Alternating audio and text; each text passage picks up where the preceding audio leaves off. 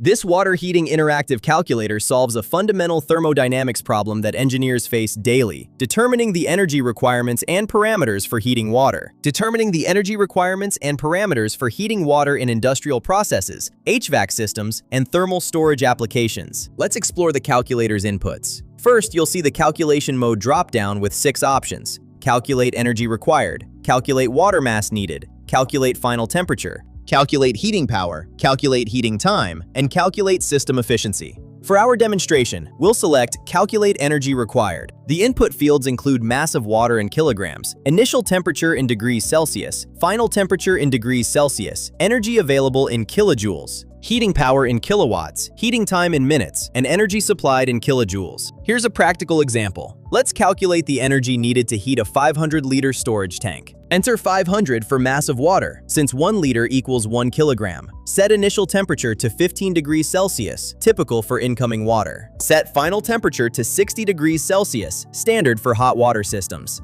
With Calculate Energy Required selected, click Calculate. The results show our temperature change is 45 degrees Celsius. The specific heat used is 4.18 kilojoules per kilogram per degree Celsius. The energy density tells us the energy concentration per unit mass. In practice, temperature change confirms your system's thermal lift requirement.